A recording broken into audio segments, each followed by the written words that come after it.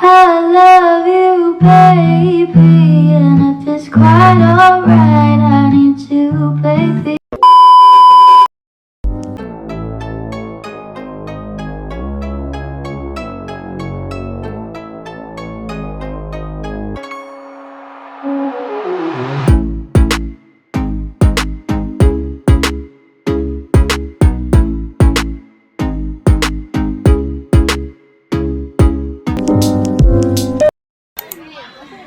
Hi guys! Welcome back to my channel! Hi vlog, welcome to my guys. For today's vlog, we're currently here at Chavez Resort in Bayog Island. So this is my second time in this year nga nakaanhi ko dire sa beach. I miss beach so much, and so the first time we did was when January 2020 when we went to sa Linamon Beach man to, and then this is the second time around. Hey Summer! Alam ngit ngit. Summer, Summer. Para si Summer. So now the entrance fee. 5 pesos.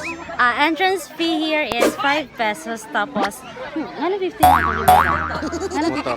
ang motor pod 5 5. pesos. So we went here through a motorbike, so we paid 15 pesos in total.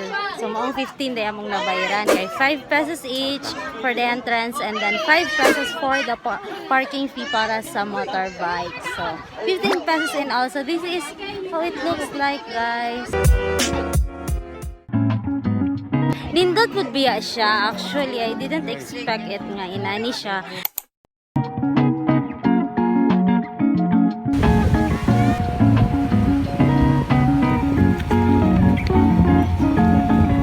So, it's my first time here, guys, in Bayog Island. First time jud nako karon diri, and I did not expect nga na beach resort diri nga area. And as you can see, guys, on the delicious sand, it's stony part, dagan kay stones.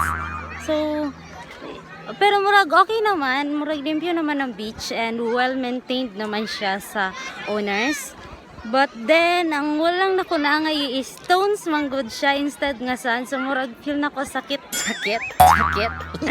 Feel na ko sakit. So, and this is the first time that I witness a beach like this na stones lang siya, dili siya sand.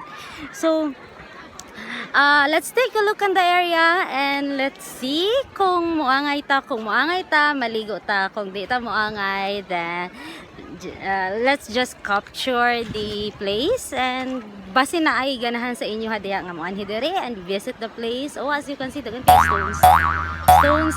stones everywhere, pero nice view ang dagat kay murag clear, and then dagan pug nangaligo.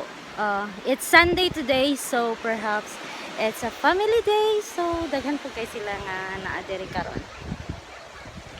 Everyone's lining up to see her. There must be something. Birthday! Happy birthday!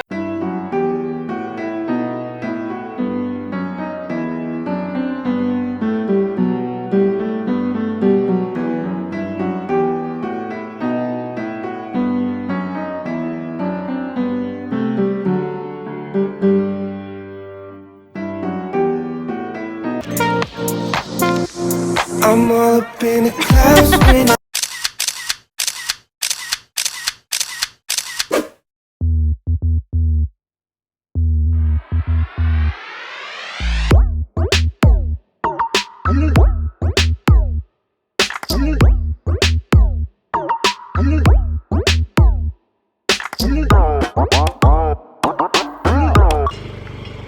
So guys, we're done there. Wala mi nangaligo kay wala mi niangay sa higayon o sa place kay batuon lagi. So we're out now. We're going home.